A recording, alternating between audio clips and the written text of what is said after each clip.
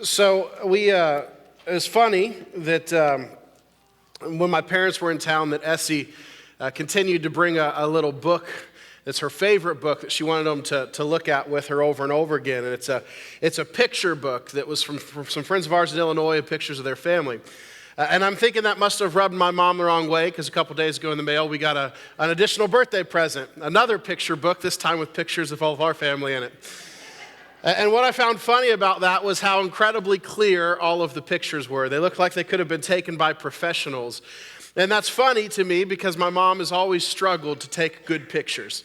In fact, I can remember very clearly the Christmas still that Dad got her a really nice camera. And it came in this massive box that had 6 or 7 different lenses, 200-page pamphlet for how to use it. I think it came with a DVD showing you the best settings.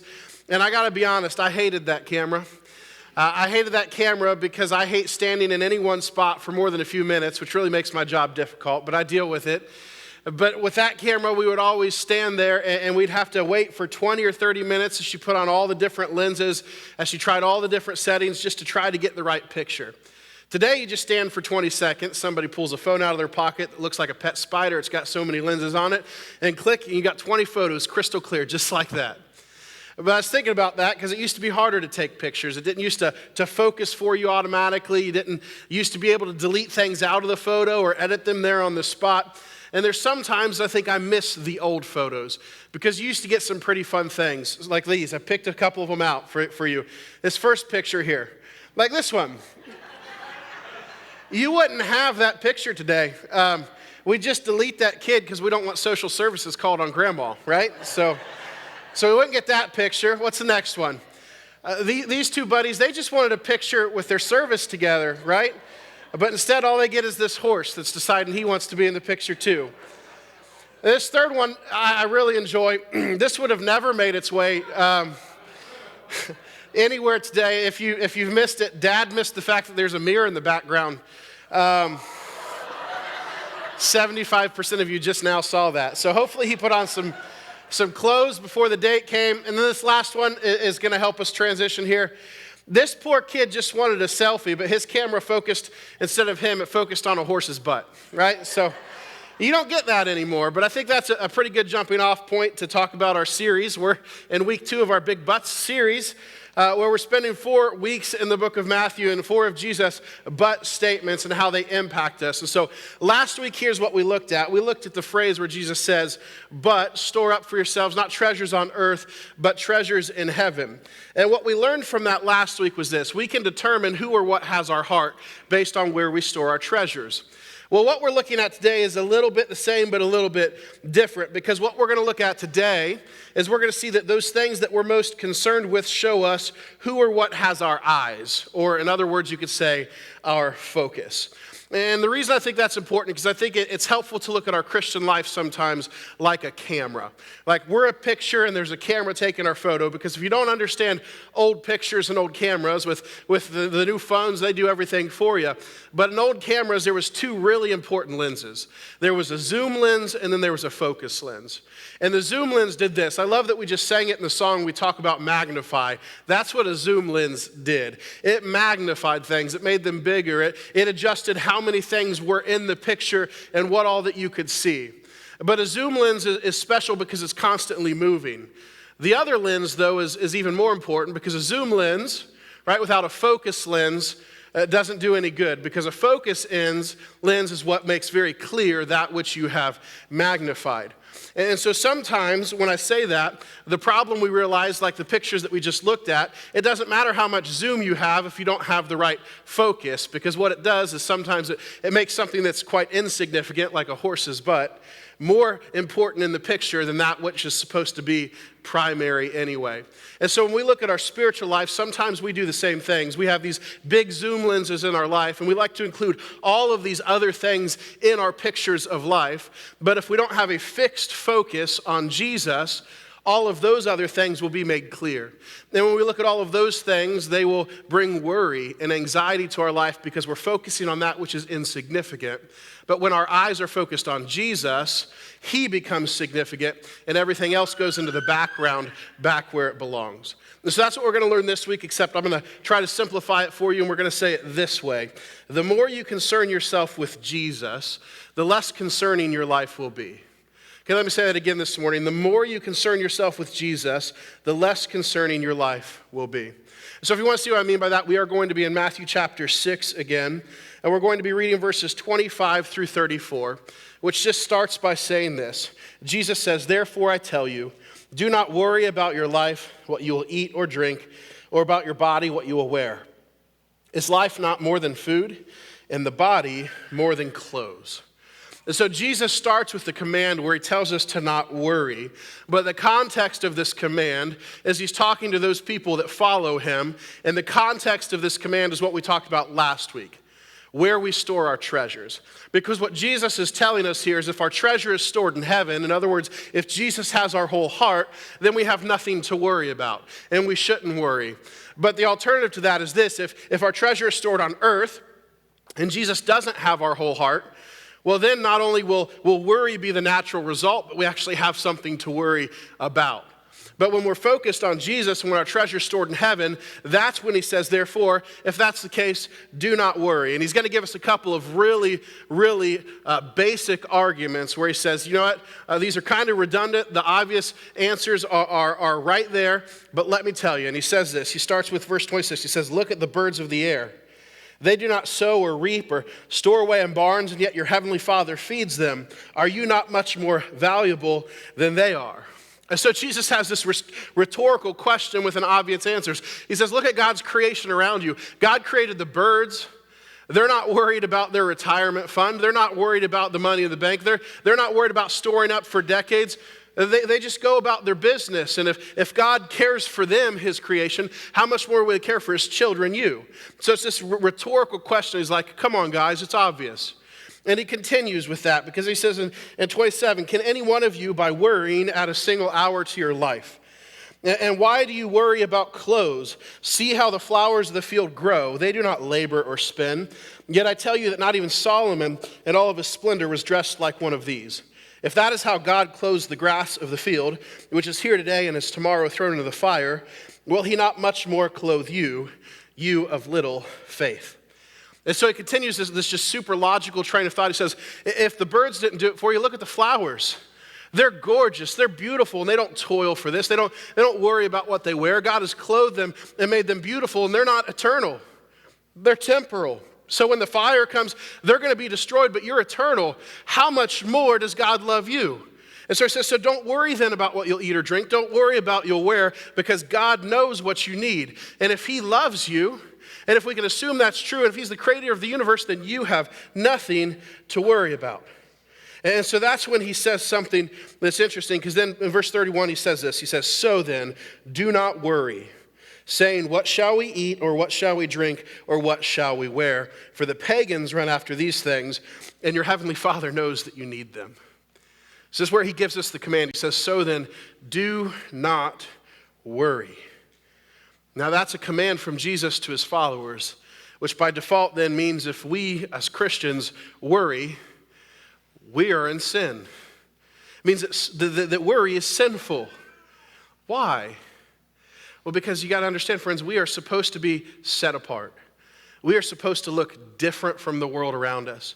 And what the world around us does is they have these great magnifying lens that they involve all these things in their picture, but they have no focus lens. They have no fixed focus. And so they naturally worry about all of their circumstances. They worry about all of their life. But as Christians, we're not supposed to. We are supposed to look different. When the world sees us, they shouldn't see worry, because that's our testimony of our faith, of how powerful our God is.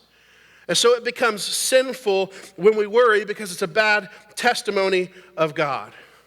You know, Chris and I, when we were first married, like every young couple, you have to go through that stage where you figure out who's responsible for what in the marriage. Right? How are we going to share these responsibilities? And of course, one of those was balancing the checkbook. We're old enough that we still used checkbooks when we were younger. We had to balance them, but young enough that digital banking was already a thing. But I didn't know how to balance checkbook. I didn't have my first bank account till I was 18, and Krista made me go get one, right? So that automatically fell to her. That was her area. She had to balance the checkbook. And that first year of marriage was difficult. We were missionaries, and I still remember we got $550 a month of support. That's what we lived off of that whole first year. And to this day, I have no clue how we survived except for this passage. I have no clue. But it was difficult because I can remember it come time to balance a checkbook or end of the year, file for taxes, and Krista would have all of these receipts just piled all over the bedroom. Every receipt from every single expense that we'd spent in that entire year. And if you know our story, you already know that she struggled, especially early in our marriage, with a lot of anxiety and depression and worry. Let me tell you, that didn't help. Right? And as brilliant as she is at almost everything, math is her kryptonite. Like, absolutely. And so she would go through and she'd try to balance all of them, and she'd come up with different numbers, and it was nowhere close, and she would just scream and she'd freak out. And I hated that because I knew for weeks after that we weren't driving anywhere, we were walking because we couldn't afford the gas. I knew that there was no more dollar cheeseburger that we're getting if we haven't had a chance to eat. It wasn't happening. There was no expense that we were going to make because we were paying attention to every single little thing we did, worried about whether we could make our bills. And so eventually I said, I can't take that anymore.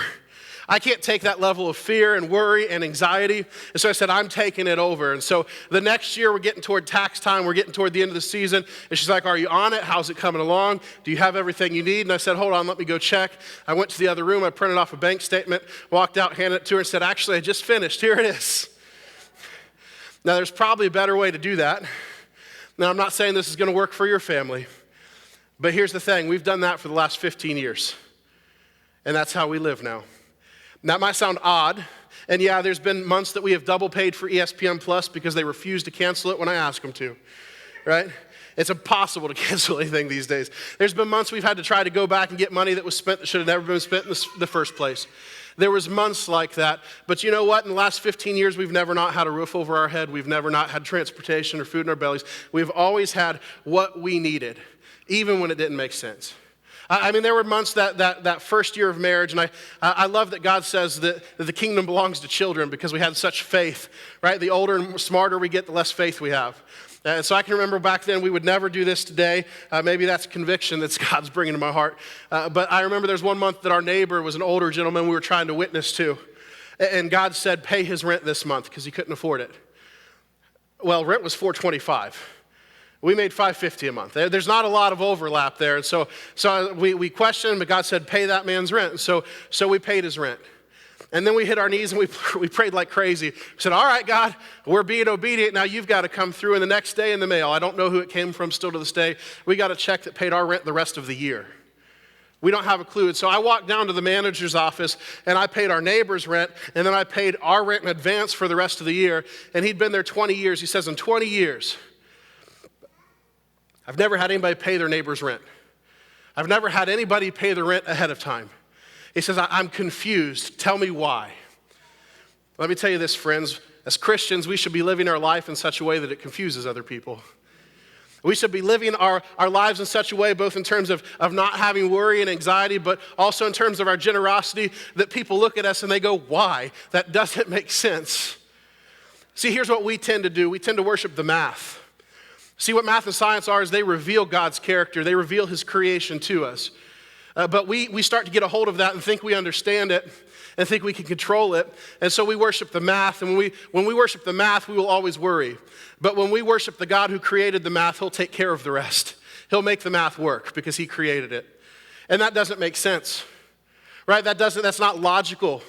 That's not earthly wisdom, but what it is kingdom wisdom. Where God's saying, don't worry, I'll take care of the math. You just keep your eyes fixed on me.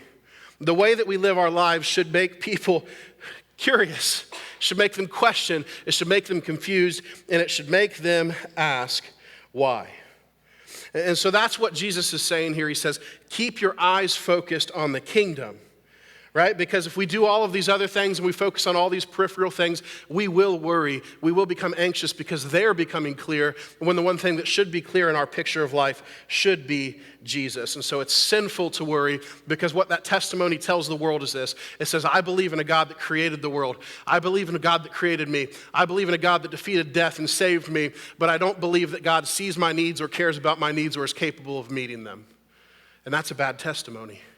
And so it is sinful to worry. God says, if I have your heart, then do not worry.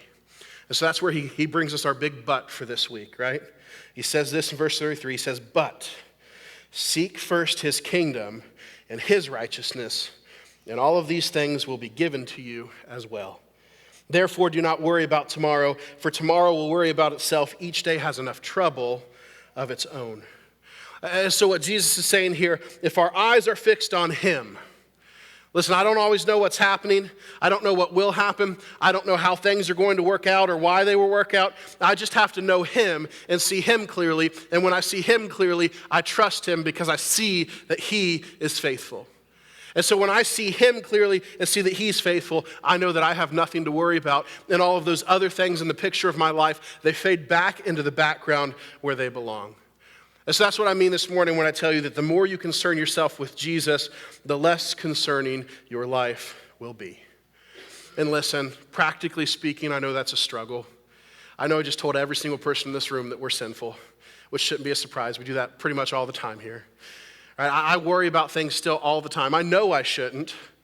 Right? I know I shouldn't worry, but that's my default setting. Why is that? I think it's because of a game we played as kids. How many of you ever played hide and seek growing up? Okay, so half of you are honest. The other half are just lying, right? Since half of you apparently don't know how to play, let me explain the rules of this game. The rules of hide and seek say this: one child hides, the other child seeks them, and when they find them, the game is over. It's hide and seek. Now, you can play another game, but that's the game. See, our problem is that's how we treat Jesus. Right? We seek him, and we start to look for him, and we find him. But when we find him, we tend to default into one of two things. We say, well, I found him, so I guess I'm done here. Right? I'm just going to go back to living my life the way it was. I'm trying to attain my salvation over here by finding Jesus. I'm good with that, so I'm just going to keep doing whatever I want over here. Or the other thing we do is, well, I found him, so now I want to find out everything I can about him. And that's not inherently a bad thing. It's good to know a lot about Jesus. But there's a difference between knowing Jesus and knowing a lot about Jesus. Right? They're not mutually exclusive, but it's better to know Jesus as we find out more about him. And so what we're told here is that we continue to seek. When we find him, we don't stop seeking. We learned in our Mirror series in Matthew 7:7, seek and you will find, right? And we learned that was a continuous imperative. We continue to seek and we continue to find. It's the same thing here when Jesus says, but seek first his kingdom and his righteousness, his right way of living. That's not we seek it and we found it. That's we continue to seek his kingdom. We continue to seek righteous living. We continue to seek the face of Jesus, and we will continue to find him. And our worry goes away the more that we continue to find Jesus, because we see him clearly and we see that he is trustworthy and we see that he is faithful. And so that's what this verse is saying here. It says, keep seeking and you will keep finding. If we seek first our own self-preservation, right? And that's what we all seek. Everything that we worry about in life is somewhere down the ladder. At the top rung says self-preservation. And so if we're seeking for self-preservation above all else, if we're storing up treasures on earth, if those are the things we're seeking, friends, we will be by default worrying about them, because they will have our focus and they will have our attention. But if we seek first Jesus, we're told just all of those things. It's real simple here. Right? I'm not trying to over-explain this. Jesus says it simply for a reason. They'll just be added to you. You're just going to have them. Right? So that's what I mean when we say the more you concern yourself with Jesus, the less concerning your life will be. And so we asked our question, this is our clarifying question last week. We said, does Jesus have your heart or does the world? And we said that the way that you'll be able to tell that is by looking at it and seeing where your treasures are stored. If your treasures are stored on earth, then the earth has your heart. If your treasures are stored in heaven, then Jesus has your heart. And so this week the question's kind of the same but a little bit different. I ask, does the world have your eyes and your focus, or does Jesus? And the way we tell is simply, is your life marked by worry and anxiety, or is it marked by a peace that surpasses understanding despite circumstances? Because if your life is known for worry, then your eyes are on the world. But if it's known for peace despite circumstances, then your eyes are on Jesus. So instead of us worrying then about all of these things in life, we simply concern ourselves with Jesus, and it will take care of itself. Now I want to end with this, I want to go back real quick and talk about a verse that I skipped over intentionally. And it was verse 27. And there's something really interesting about verse 27 where Jesus says, can any of you, by worrying, add a single hour to your life? And here's why that verse is interesting to me. Because in the Greek, that word for hour does not denote a measure of time, it denotes a measure of distance. It's a cubit. It's the distance from between your elbow to your hand. Why in the world would Jesus say add a single distance, a measure of distance to your life? Here's what I think, and this is just my perspective. You're welcome to disagree with me, but I think it's because Jesus knows we don't measure our lives in terms of time. We measure our lives in terms of distance. Right? If we meet a gifted kid, none of us is going to go up to that kid and say, you're going to live long, kid. No, we say, you're going to go far, kid. Right? Because we measure our lives by distance. We measure our lives by accomplishments. We measure our lives by significance. What can I accomplish that will take me far in this life? And so here's what I think Jesus is saying. I think what Jesus is saying here is, who of you can add any significance to your life by focusing on and worrying about all of the things the rest of the world worries about? And it should be an obvious answer. None of us. We can add no significance. Who can add any significance by storing up treasures on earth and being concerned most with self-preservation? Well, it's obvious. None of us. There's no significance we can add to our life by worrying about those things. Because here's the thing, my friends. What is significant to the world is insignificant to God. I need you to hear that again. What is significant to the world is insignificant to God. Our significance comes from being created in the image of God and being image bearers of Christ. That is our significance. That's our value. That's how we measure our life. And so there's nothing that we can do to add to that. We can only realize it and be obedient to it. And so instead of spending our life worrying about and focusing on all of these things that are beyond our control, hoarding up and storing all these earthly treasures, trying to self-preserve and take care of ourselves, instead of focusing on all of those things, we just live a life in obedience out of love for the one that already gave us our significance. There are things in your life, that title that you got that's on your desk, it's insignificant. The house you own, the cars you drive, they're insignificant. The letters next to your name that you got from school, they're insignificant. Your bank account is insignificant. Your status is insignificant. There's so many insignificant things in life. There's one significant thing, and that is Jesus. And when we magnify him and we look at him and we focus on him, that's when all the really insignificant things, they fade into the background and we simply know and trust.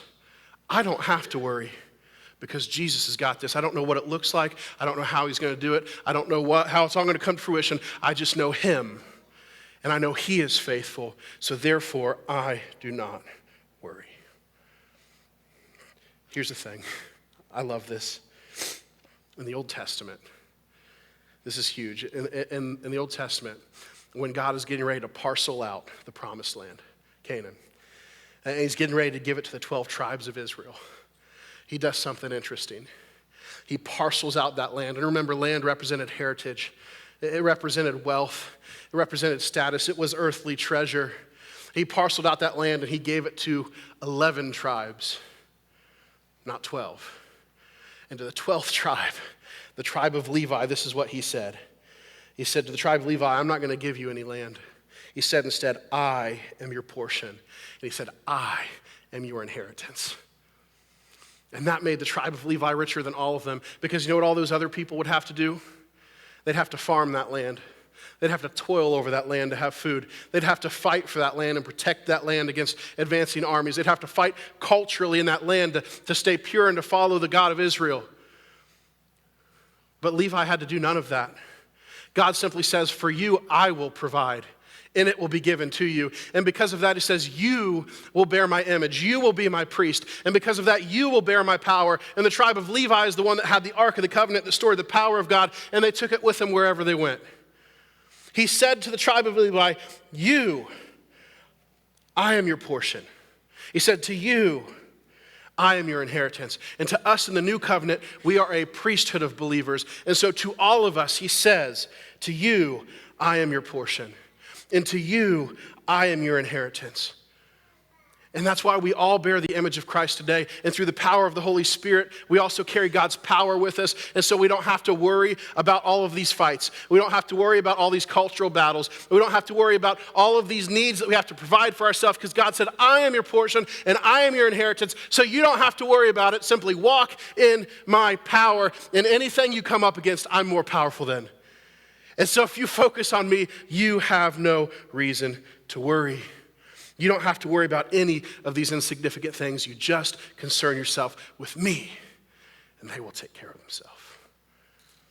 Now, I'm going to finish with this last story here this morning. I was talking to a friend of mine this past week that was counseling a pastor and his wife, and they had experienced significant loss. They had a 17-year-old girl. Her name was Abby. And Abby was a follower of Jesus, but she'd recently decided in her life that she wanted to be more serious about following Jesus. And so for about 30 days, she'd said, I'm going to read my Bible for 30 minutes every day. Every day I'm going to do that. And so she'd been doing that and trying to live that out at school. But then she wanted to step it up. She said, for 30 days, I'm going to walk. And for 30 minutes every day, I'm going to walk and pray and praise Jesus. And so she went out beside her house and she started walking on the trail behind her house, and she keeled over and had a heart attack and died. 17-year-old. And it was difficult, and it was devastating, and it was confusing. But then this happened at her funeral. There was a little girl that got up, and she was nervous because there was hundreds and hundreds of people there, the church, the community, all the first responders that had tried to save Abby. And this little girl got up and she said, since I met Abby, my life has changed. I have more peace. I have more hope. I have more joy than I've ever had in my whole life. And everybody just kind of assumed that they'd been like lifelong best friends. That's what she said. The last 3 weeks of my life have been the best 3 weeks of my life. So then an older lady got up and she said this. She said, I know this is difficult. She said, I know this is hard, but we're looking sometimes with wrong eyes. Because she says everybody in this room, how we think of Abby is we think of her laying there on the asphalt. We think of how everybody in this room was sprinting toward Abby to try to save her, but that's not how I see Abby at all. She says, I see Abby, she's on that sidewalk, and while we're all sprinting toward her, she is still sprinting, and she is sprinting because she sees Jesus at the end of it, and she's running to him, and he's got her in his hands. And so listen, I know that it's hard to lose. I know that it's hard to have loss, but she says, no matter what, we don't have to worry about that. It's difficult, but we don't have to worry about it because God's got her now. And if we don't even have to worry about life itself because we're looking at a person who had a picture of her life, and with clarity she saw Jesus and she ran to Jesus, and Jesus has her and she has found him for eternity. So if we don't even have to worry about that, then there's nothing we have to worry about. It's hard and we can mourn, but worry is not what we have to do. The only thing we should concern ourselves with is living our life in such a way that if we meet a person for just 3 weeks, that Jesus has rubbed off on their life and they have more peace and joy and hope than ever before because we knew Jesus. And if that is our focus, and we do that and we focus on Jesus and we let people see that, listen, life is hard and it's difficult, but God's got it. And if we're not even worried about preserving life itself, then how little are these other things? Then there's nothing we have to worry about except glorifying and magnifying God in our life. So we have to understand there's lots of insignificant things in our life, but there's only one thing that is truly significant, and it's Jesus. And my friends, there's nothing that you can do to add to that significance. There's nothing you can chase. There's nothing you can store up. There's nothing that you can do to add significance to your life outside of stepping into the significance that Jesus has already given you. When God created you in your mother's womb, when Jesus called you, when you gave your life to him, that's where your significance comes from. And so all these other things, we simply say, you know what, I don't know how God's gonna work this thing out. Or I don't know what God's gonna do here, but I know God, and I know he's faithful, and so I'm not going to worry about it. I'm going to live my life with a testimony that says, I am not like the rest of the world. I don't have to worry. My neighbor, they can worry, but I'm not going to because my God is bigger and my God is greater. I love that song, Same God. I didn't know we were singing it this morning, but I love that song, Same God, because the same God that always was, the same God whose power was in the Ark of the Covenant, the same God that defeated all of those enemies of Israel, he's our God. The same God that defeated Goliath, we've got our own Goliaths, and God's defeating them too. We don't have to worry about them because God says it doesn't matter. You don't need a shield. You don't need a sword. Just give me some faith. I'll take care of the rest. And so, my friends, as we celebrate here today and we recognize the importance of prioritizing church, back to church Sunday, and setting apart our families, say we're going to seek God first and foremost, and everything else is just going to happen. As we do that, if there's just one thing I can convince you of, it's this. The more you concern yourself with Jesus, the less concerning your life will be. You know, people looked at Abby's funeral, you know, and for them, for the world, that was a tragedy. But for us, it's a homecoming, right? That is a picture of someone who had Jesus in clear focus of their life. And so today, we choose to say, Jesus, I'm going to focus on you. Everything else is going to take care of itself. So we're going to get ready to go into a time of communion, and that's what we do during communion. That's our opportunity to lay aside everything else in our life and say, you know what? All of these things are vying for my attention. All of these things are vying for my focus. But today, Jesus, I'm focusing on you and what you did for me and how much you love me and how I can live my life in response to that. So here's what we're going to do. I'd like to pray over you real quick before they serve communion. And I'd like to pray over you what we call a prayer of seeking. It was written by A.W. Tozer. And so if you want to bow your heads with me, I'd like to pray this over you. Oh God, I have tasted thy goodness, and it has both satisfied me and made me thirsty for more. I am painfully conscious of my need for further grace. I am ashamed of my lack of desire. O God, the triune God, I want thee. I long to be filled with longing. I thirst to be made more thirsty still. Show me thy glory. I pray thee that so I may know thee indeed. Begin in mercy a new work of love within me. Say to my soul, rise up, my love, my fair one, and come away, and then give me grace to rise and follow thee up from this misty lowland where I have wandered for so long. In Jesus' name, amen.